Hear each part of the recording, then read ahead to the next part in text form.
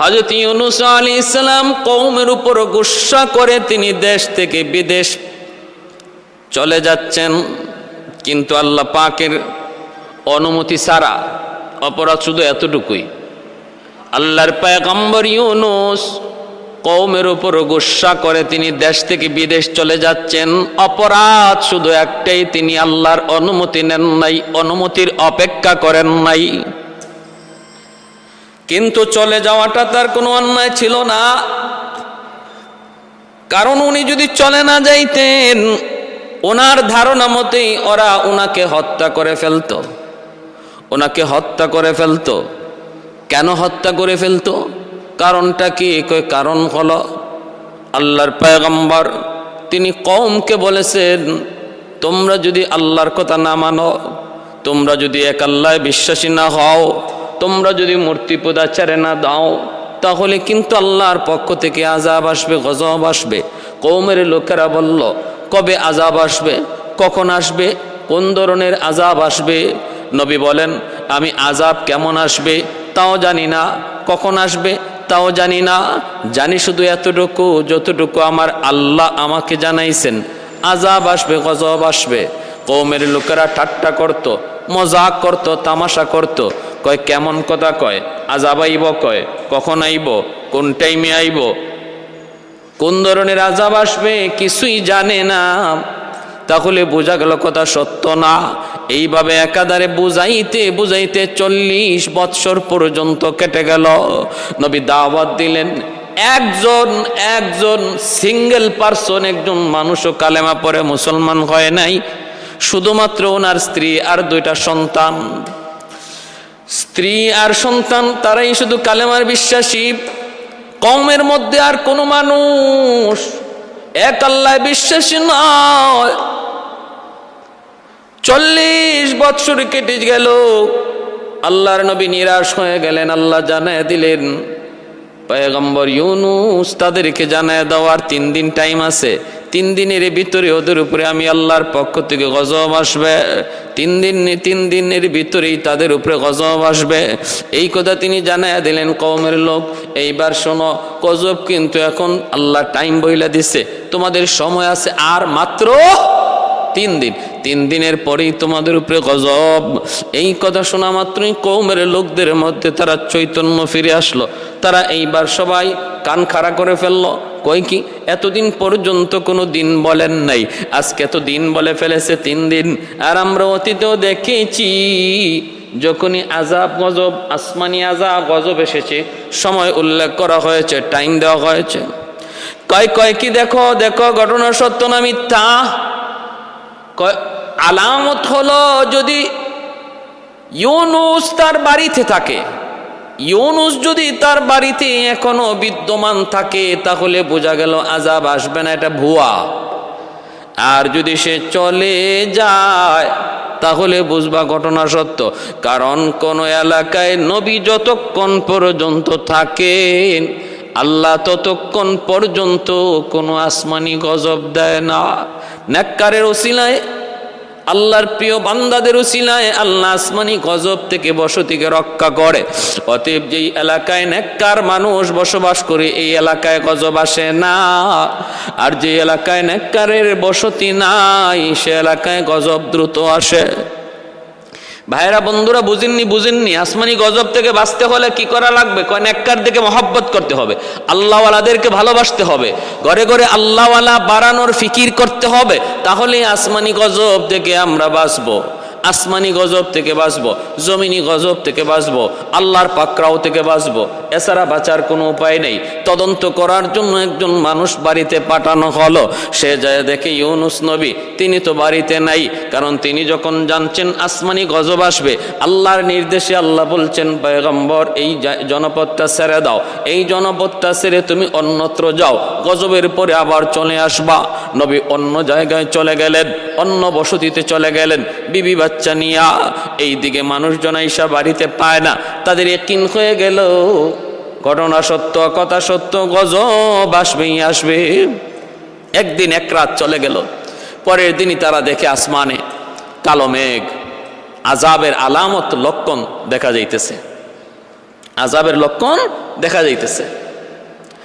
এটা দেখা মাত্রই তারা এমন ভেঙ্গে পড়ল, এমনভাবে দুর্বল হয়ে পড়ল, কওমের সমস্ত মানুষ একত্রিত হয়ে আল্লাহর কাছে সারেন্ডার করার নিয়তে, আল্লাহর কাছে তওবা করার নিয়তে তারা ঘর বাড়ি ছেড়ে ছোট্ট শিশু বাচ্চা সহ গবাদি পশু পাখি সহ এক মরুভূমিতে যায় সমবেত হলো, আর আল্লাহর কাছে কাঁদতে শুরু করলো, মালিক তোমার নবী তো নাই, নবী থাকলে নবীর হাতে যেয়ে আমরা তওবা করতাম, তিনি তো চলে গেছেন। আল্লাহ তোমার কাছে আমরা এবার সরাসরি হাত বাড়াইলাম, আল্লাহ আমরা অপরাধ করে ফেলেছি, আল্লাহ আমরা এতদিন পর্যন্ত ভুল পথে ছিলাম, এই যে দেখো আমার বাচ্চাগুলি কাঁদতেছে, দুধের বাচ্চার দুধ খাওয়া মা বন্ধ করে দিছে, দুধের বাচ্চারা চিল্লাইতেছে, গরু ছাগল হাঁস মুরগির খানা মালিক বন্ধ রেখেছে, ওরাও ডাকতেছে। এমন এক পরিস্থিতি আল্লাহর দরবারে তারা নিজেকে পেশ করলো, নিজের অবস্থাটা তুলে ধরলো। আল্লাহর বড় মায়া লাগলো, কারণ আল্লাহ পাক রব্বুল আলামিন তওবাকারীদেরকে ভালোবাসেন। ইন্নাল্লাহা ইউহিব্বুত তাওয়াবিন ওয়া ইউহিব্বুল মুতাতাহহিরিন। আল্লাহ বলেন তওবাকারীদেরকে আমি ভালোবাসি। আসমান থেকে যে গজব তাদের উপরে নাজিল হওয়ার কথা ছিল, আল্লাহ পাক এই গজব আকাশ থেকে উঠায় নিলেন, গজব আসমান থেকে উঠায় নিলেন। এই যে আসমান থেকে গর্জনের আওয়াজ, সেই আওয়াজটাও আস্তে আস্তে থেমে গেল। আল্লাহ তাদের তওবাকে কবুল করে নিলেন, কারণ তওবাকারীর তওবা করতে দেরি হয়, আল্লাহর কাছে কবুল হতে দেরি হয় না। একটা জিনিস খেয়াল রাখবেন, এখানে আপনারা পয়েন্টটা মনে রাখবেন। বলুন তো, কওমে ইউনুস তারা কি আযাবে ফইরা তওবা করছে না আযাব দেইখা তওবা করছে? আযাব দেইখা তওবা করছে। আযাবে পইরা তওবা করলে আল্লাহ তওবা কবুল করে না। যেমনটা ফেরাউন করেছিল, নীল দরিয়ায় ডুবে যায়, পানির মধ্যে যখন ডুবে যায় পানি খায়, তখন কয় আল্লাহ তোমাকে মানলাম, আমি তোমাকে মানলাম, কিন্তু আল্লাহ পাক তখন তার তওবা কবুল করে নাই, ঈমানকে আল্লাহ কবুল করে নাই। আল্লাহ পাক তাকে এখানে ধ্বংস করে দিলেন। অতীতের সমস্ত কওম যারা আযাবের মধ্যে পড়লো আর তওবা করলো, আল্লাহ তাদের তওবা কবুল করে না। ব্যতিক্রম শুধু ইউনুস পয়গম্বরের কওম, কারণ তারা আযাবে পইরা তওবা করে নাই, তারা আযাব দেইখা তওবা করেছে, আযাবে পড়ার আগেই তওবা করেছে, এজন্য আল্লাহ তাদের তওবা কবুল করে নিলেন। এইদিকে হযরত সাইয়্যিদুনা ইউনুস আলাইহিস সালাম তিনি যে জনপদে ছিলেন, যেখান থেকে তিনি দেখতেছিলেন আকাশের ধরন আযাব, তিনিও দেখতেছেন যে আযাব তো নাজিল হয় নাই, আকাশ পরিষ্কার হয়ে গেছে, তার জনপদ আযাবের শিকার হয় নাই। খবরও পাইলেন যে আযাব তাদের উপরে পড়ে নাই, আসমানি গজব আসে নাই, কিন্তু ওরা যে তওবা করেছে, সব কালেমা পড়ে মুসলমান হয়ে গেছে, আল্লাহ তাদের উপর খুশি হয়ে গেছেন, এই খবর সাইয়্যিদুনা ইউনুস আলাইহিস সালামের কাছে আসে নাই। বিধায় তিনি ভয় পাইলেন, এখন যদি আমি কওমের কাছে যাই তাহলে তারা আমাকে মিথ্যাবাদী বলবে, অথবা আমি যদি এখানেও থাকি তারা আমাকে মিথ্যাবাদী মনে করে তালাশ করবে, আর তখনকার সময়ে মিথ্যাবাদীর শাস্তি ছিল মৃত্যুদণ্ড। নবী বুঝতে পারলেন, তিনি একথা ভাবলেন যে এরা এখন আমার তালাশে বের হবে। সে বলেছিল আযাব আসবে, আযাব আসলো না কেন? তাহলে তো ওরা আমার তালাশে এখানে এসে আমাকে হত্যা করে ফেলবে। না না, আমাকে এখান থেকে বের হয়ে যাওয়া দরকার, অন্য দেশে চলে যাওয়া দরকার। এই নিয়ত করে হযরত সাইয়্যিদুনা ইউনুস আলাইহিস সালাম তিনি এখান থেকে চলে যাওয়ার নিয়ত করে বিবি বাচ্চা নিয়ে তিনি ওই জনপদ থেকে নিজের পুরা এলাকা ছেড়ে, নিজের দেশ ছেড়ে বিদেশ যাওয়ার নিয়তে বের হয়ে গেলেন। কিন্তু এতটুকু দোষ, এতটুকু ভুল আল্লাহ পাকের কাছে অমার্জনীয়, কারণ নবীগণ তারা তো সাধারণ মানুষের মতো নন। তিনি যে তার এই জনপদ ছেড়ে, তিনি তার এলাকা ছেড়ে, তিনি তার দেশ ছেড়ে বিদেশ যাওয়ার চিন্তা করলেন, এর জন্য আল্লাহর অনুমতির প্রয়োজন ছিল। কিন্তু ইনি তো মনে করতেছেন এরা আমাকে হত্যা করে ফেলবে, বাঁচার জন্য ইনি কওমের উপরে গুসা করে চলে যাইতেছেন। ফিকহের কিতাবে লিখেন, বিবি বাচ্চার উপরে গুসা করে বিদেশ চলে যাওয়া না জায়েজ। এমনিভাবে মা বাপের উপরে গুসা করে বিদেশ চলে যাওয়া না জায়েজ, কিন্তু কওমের উপরে গুসা করে কেউ যদি দেশ ত্যাগ করে এটা জায়েজ। তিনি তো কওমের উপরে গুসা করে এই নিয়তে দেশ ত্যাগ করছেন যে ওরা ওনাকে পেয়ে হত্যা করে ফেলবে, এজন্য চলে যাচ্ছেন। তিনার ধারণা মতে তিনি কোনো ভুল করেন নাই, তিনার ধারণা মতে আল্লাহ তারে কোনো পাকড়াও করবেন না, তার দ্বারা এমন কোনো ভুল হয় নাই। কিন্তু আল্লাহর কাছে এটা ভুল হয়ে গেছে, কারণ হাসানাতুল আবরার সাইয়্যাতুল মুকাররাবিন, সাধারণ মানুষের জায়েজ কাজ, নেককার মানুষের আল্লাহওয়ালার জন্য সেটা হয়ে যায় মাকরু, আল্লাহওয়ালার জন্য সেটা হয়ে যায় নিন্দনীয়। একজন সাধারণ মানুষ যা করতে পারে একজন আলেম তা পারে না, ঠিক না? এজন্যই হযরত সাইয়্যিদুনা ইউনূস আলাইহিস সালাম তিনি চলে যাইতেছেন। আমার ভাইয়েরা বন্ধুরা, এই জনপদের পাশেই ছিল একটা ছোট্ট নদী। এই নদীটা পার হওয়ার পর একটা মরুভূমি, ওই মরুভূমিটা পার হওয়ার পর রয়েছে বিশাল একটা সাগর। এই টাইগ্রিস সাগরটা পাড়ি দিয়ে তিনি অন্যত্র চলে যাবেন, অন্য দেশে পাড়ি জমাবেন। ছোট্ট একটা নদীর কিনারায় তিনি গেলেন। তার 7 বছরের একটা বাচ্চা আর একটা দুধের বাচ্চা আর বিবিকে লইয়া তিনি ওই ছোট্ট নদীটা পার হবেন। পানি বেশি নয়, বুক পর্যন্ত পানি। এই অবস্থায় তিনি পার হবেন কেমন করে? বিবিকে আর ওই দুধের বাচ্চাটাকে লইয়া তিনি পার হবেন আগে, তারপরে 7 বছরের বাচ্চাটাকে নিয়ে তিনি নদী পার করাবেন। 7 বছরের বাচ্চাটাকে পয়গম্বর বলতেছেন, বাবা তুমি পারে বসো, আগে তোমার মা আর তোমার ভাইয়াকে আমি নদী পার করাই, তারপরে তোমাকে নিয়ে যাব।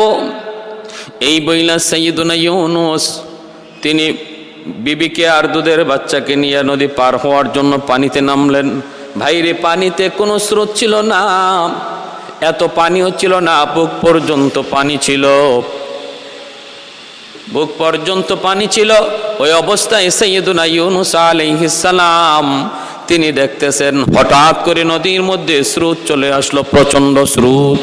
এই স্রোতের কারণে তার বিবি বাচ্চাকে স্রোত ভাসায় নিয়ে গেল চোখের সামনে। বিবি চলে যাইতেছে, দুধের বাচ্চাটাও চলে গেছে, তিনি কিছুই করতে পারলেন না। হঠাৎ করে নদীতে স্রোত, যেই নদীতে কখনো স্রোত নাই, হঠাৎ করে স্রোত আসলো। তিনি তো কিছুটা অনুমান করলেন আমার কিছু না কিছু ভুল হয়ে গেছে, আমি মনে হয় ভুলের শিকার, আমি মনে হয় ভুল করে ফেলেছি। তাকাইলেন পাড়ের দিকে, সেই 7 বছরের বাচ্চাটার দিকে তাকায় দেখেন পাড়ে বসা সেই বাচ্চাও নাই। দৌড়ায় পাড়ের কাছে আসলেন, ডাইনে বামে তালাশ করেন, সামনে দেখেন বিশাল একটা জঙ্গল। তিনি তাকায় দেখেন হায় হায়, এই অবস্থায় দেখা যায় না। দেখতেছেন জঙ্গলের ভিতরের দিকে তার বাচ্চাটাকে মুখের মধ্যে লইয়া একটা বিশাল বড় রয়্যাল বেঙ্গল টাইগার, জঙ্গল থেকে একটা বাঘ ওনার সন্তানটাকে কামড় দিয়া জঙ্গলের ভিতরে নিয়ে ঢুকতেছে।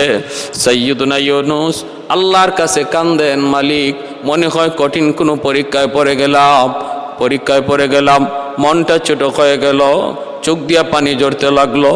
সন্তান হারাইলেন, দুধের সন্তান, আবার 7 বছরের বাচ্চাটাও বাঘের মুখে তিনি দেখতে পেলেন। মালিক চোখ থেকে পানি ঝরায় কান্দেন। যার সন্তান হারাইছে সে বুঝে সন্তান হারানোর ব্যথা কত, সন্তান যার হারাইছে সে বুঝে সন্তান হারানোর ব্যথা কত।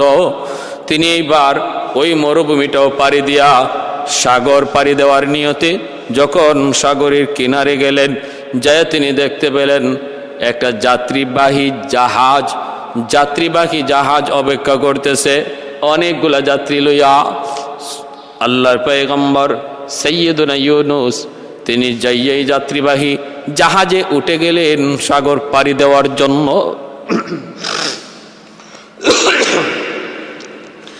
ভাইরা বন্ধুরা, সাগরের মাঝামাঝি গেল, হঠাৎ করে এমন ঝড়ের কবলে পড়ল, জাহাজটা এমন ঝড়ের কবলে পড়ল, ডুবে যায়। প্রচণ্ড বেগে ঢেউ এসে জাহাজে আছড়ে পড়তেছে, সারং একদম দিক বেদিক হয়ে গেল। সবাই কান্নাকাটি শুরু করলো, বাঁচার কোনো উপায় নেই। জাহাজের সারং বলতেছে, মাঝি বলতেছে, আমার যেগুলা দেখা প্রয়োজন সব দেখেছি, আমার ইঞ্জিনে কোনো সমস্যা নাই, আমার নৌকা জাহাজের ইঞ্জিনের কোনো সমস্যা নাই। অতএব এটা বুঝতেছি এটা আল্লাহর পক্ষ থেকে কোনো বিপদের সম্মুখীন আমরা হয়ে গেছি, এটা আসমানি গজব, আসমানি কোনো বিপদ। এই বিপদ থেকে উদ্ধার পাওয়ার জন্য আল্লাহর কাছে ডাকতে থাকো। ওই জাহাজের মধ্যে ছিলেন একজন দরবেশ, তিনি বলতেছেন মনে হয় আমাদের জাহাজে কোনো গোলাম মালিকের অনুমতি ছাড়া পলায়ন করতেছে, মনে হয় আমাদের জাহাজে কোনো গোলাম মালিকের অনুমতি ছাড়া পলায়ন করতেছে। এমন অপরাধ, জঘন্যতম অপরাধ। বাঁচতে হলে গোলামকে সাগরে ফেলায় দেওয়া লাগবে, নতুবা আমাদের বাঁচার কোনো উপায় নেই। এইবার কে সেই গোলাম? হযরত সাইয়্যিদনা ইউনূস আলাইহিস সালাম। তখন তিনি আগে থেকেই তো বুঝতেছেন যে আল্লাহ তার উপর নারাজ হয়ে গেছে বিদায় তিনি বিবি হারাইলেন, বাচ্চা হারাইলেন। ডাক দিয়া বলতেছেন, ভাইরা, আমি সেই গোলাম যেই গোলাম মালিকের অনুমতি ছাড়া পলায়ন করতেছি। আমাকে তোমরা সাগরে ফালায় দাও, নতুবা তোমরা বাঁচবা না, কেউ বাঁচবা না। মানুষজন বিশ্বাস করে না, কই না না, আপনি সেই পলায়নকারী গোলাম হতে পারেন না। অপরাধীর চেহারা দেখলেই বোঝা যায় অপরাধী, গুনাহগারের চেহারা দেখলেই বোঝা যায় গুনাহগার, পাগলের চেহারা দেখলে বোঝা যায় পাগল। চেহারার মধ্যে মানুষের আমলের আলামত ফুটে উঠে। নামাজি মানুষের চেহারা দেখলেই বোঝা যায় নামাজি মানুষের চেহারা দেখলেই বোঝা যায় নামাজি। মদকুর, সুদকুর, ঘুষকুরের চেহারা দেখলেই বোঝা যায়। বাইরে এজন্যই চেহারা হলো একটা সিমটম, আলামত। এজন্য পুলিশদেরকে, প্রশাসনের লোকদেরকেও এই বিষয়ে প্রশিক্ষণ দেওয়া হয়। যে কর্ম করে, যে অপরাধ করে, অপরাধের চিত্র তার চেহারায় থাকে।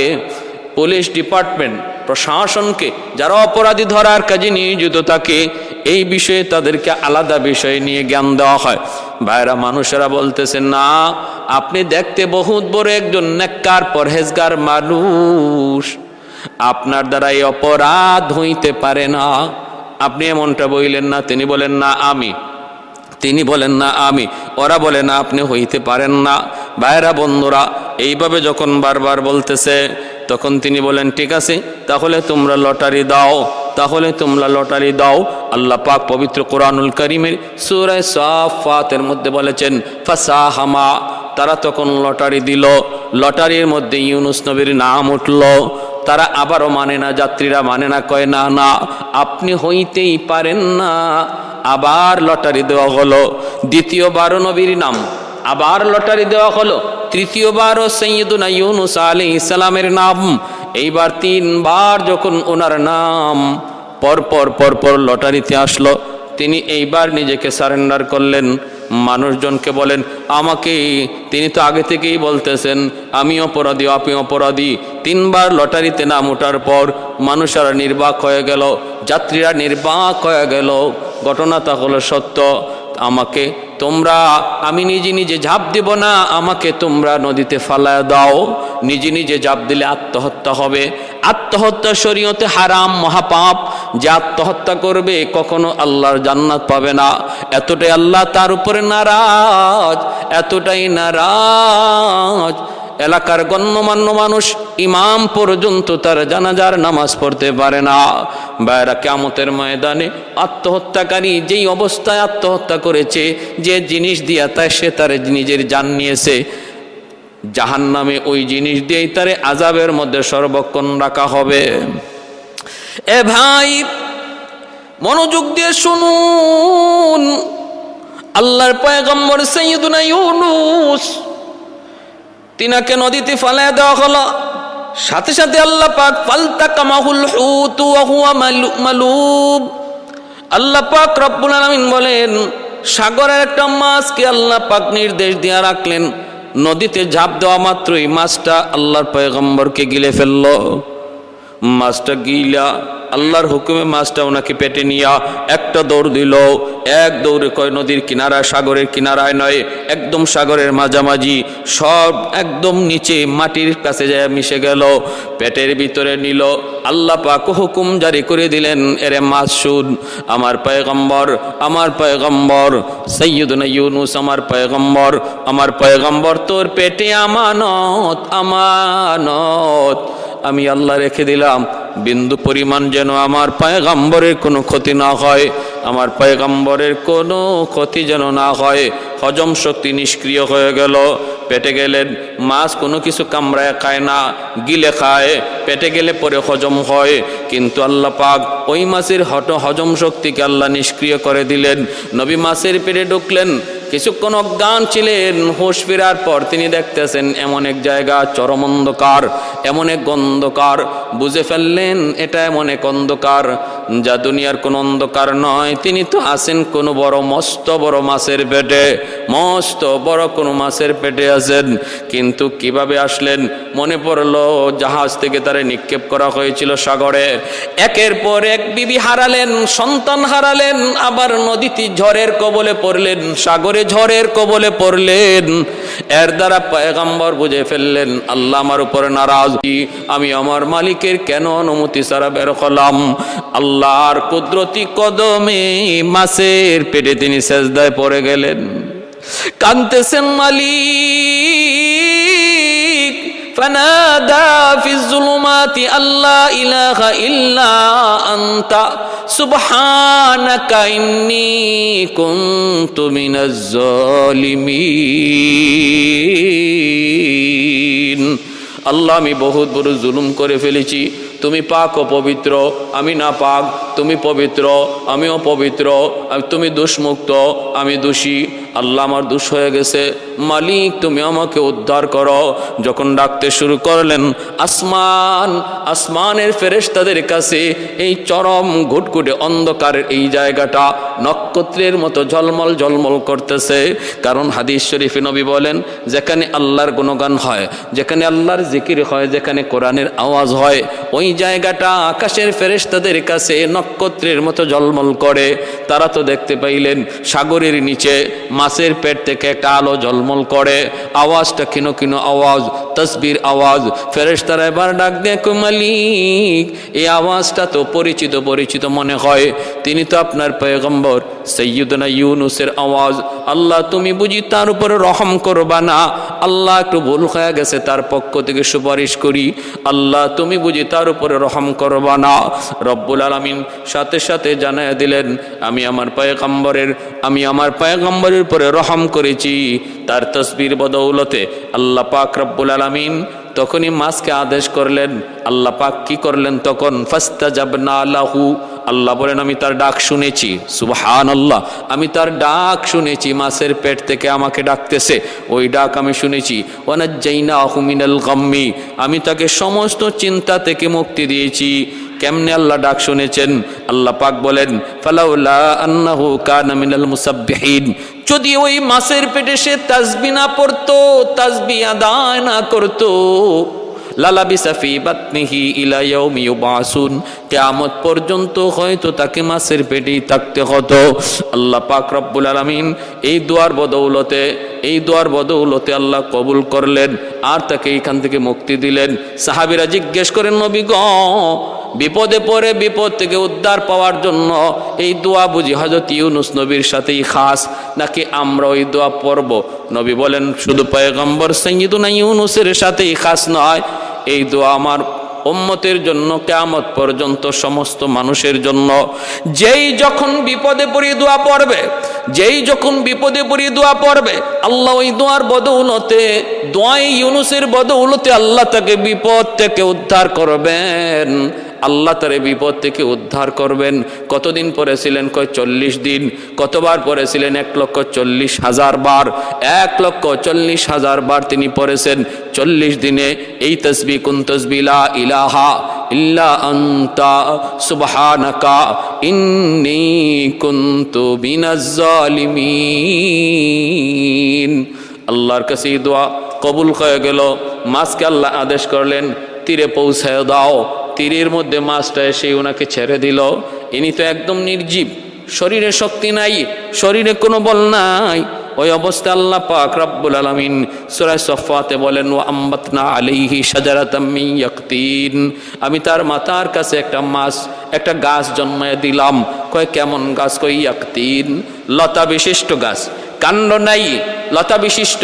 রিওয়ায়াতে এসেছে লাউ গাছ, পাতা বড়। একদিকে সূর্যের তাপ, আরেকদিকে পানির তৃষ্ণা, আরেকদিকে ক্ষুধা।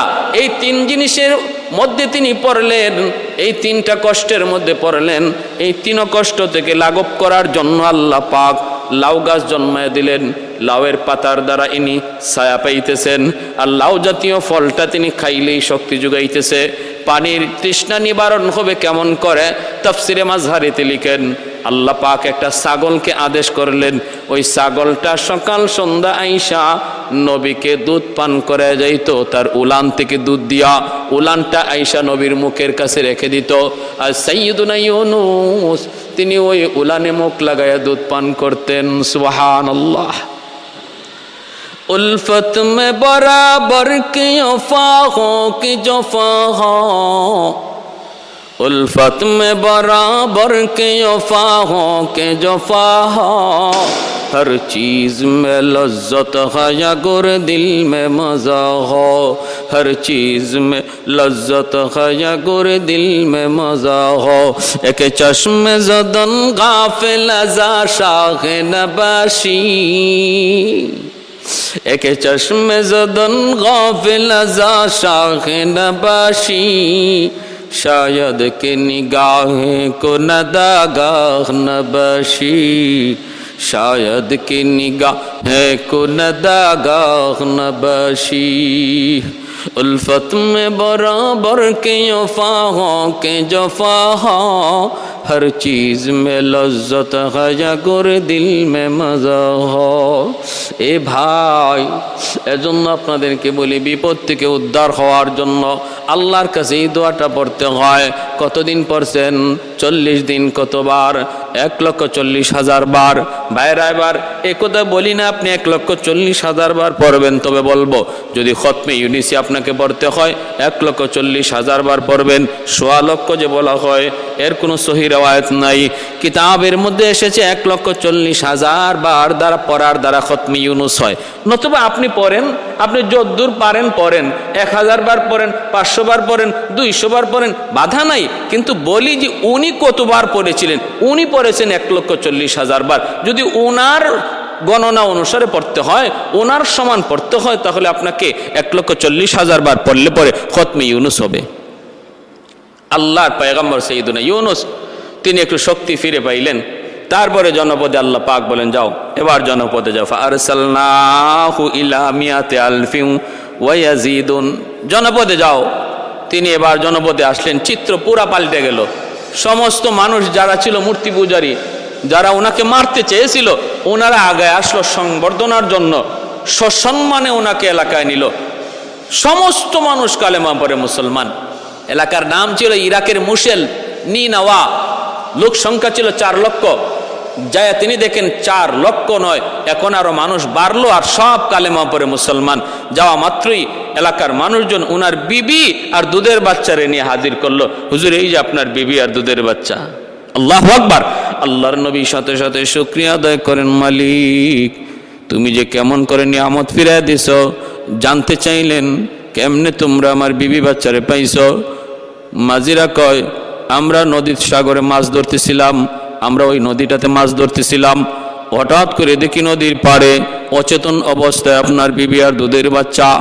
একটু জ্ঞান ফেরার পর তিনি বলতেছেন, আমি সাইয়্যিদুনা ইউনুস আলাইহিস সালামের বিবি। তারপরে আমরা ওনাকে নিয়ে আসি, আইসা ওনার যত্ন করি। এবার আপনি আসলেন, নেন আপনার বিবি, আপনার দুধের বাচ্চা। ভাইয়েরা, বন্ধুরা, আল্লাহর শুকরিয়া আদায়ে তিনি সেজদায় পড়ে কাঁদতে লাগলেন। এর কিছুক্ষণ পরে দেখা গেল 7 বছরের ওই বাচ্চাটা, যেই বাচ্চাটারে বাঘ মুখে করে জঙ্গলে নিয়ে গেছিল, এই বাচ্চাটাকে নিয়েও কিছু মানুষ হাজির হয়ে গেছে। ডাক দিয়া বলতেছে, নেন গো নবী, এই যে আপনার বাচ্চা। তিনি বলেন, আমার বাচ্চারে কোথায় পাইলা? আমি তো দেখলাম নদীর কিনারা থেকে বাঘ মুখে করে জঙ্গলে নিয়ে গেল। এই বাচ্চা কেমন করে তোমরা পাইছো? মানুষজন বলতেছে, হুজুর আমরা জঙ্গলে ঢুকেছিলাম শিকার করার জন্য, হঠাৎ করে দেখি একটা বাঘ বাচ্চা মুখে নিয়ে দৌড়তেছে, আর বাচ্চারা চিল্লাইতেছে। তবে বাচ্চাটা চিল্লাইতেছে, বাঘ মুখে করে নিয়ে দৌড়তেছে। আমরা যখন পিছনে ধাওয়া করলাম, বাচ্চাটাকে রেখে বাঘ চলে গেল। আমরা যা তা বাচ্চাটাকে আমানত পেয়েছি, আনামত পেয়েছি, তার কোনো ক্ষতি করে নাই বাঘ, তার কোনো দিকে কোনো ছেঁড়া বড়াও করে নাই। নেন, আমরা জিজ্ঞেস করলাম, বাচ্চা বলতেছে আমি সাইয়্যিদুনা ইউনুস আলাইহিস সালামের সন্তান, আমরা এতদিন পর্যন্ত তার লালন করেছি, আমরা তার যত্ন করেছি। নবী গো, আপনার সন্তান আপনার কাছে নিয়ে নেন। আল্লাহর নবী সন্তান কোলে নিলেন, আল্লাহর কদমে সাজদায় পরে কাঁদতে লাগলেন। এইভাবে আল্লাহ পাক রব্বুল আলামিন তার পয়গম্বর সাইয়্যিদুনা ইউনুস আলাইহিস সালামের পরীক্ষায় ফেলানোর পর পরীক্ষায় পাশ করলেন, সমস্ত নিয়ামত আল্লাহ তারে আবার ফিরে দিলেন।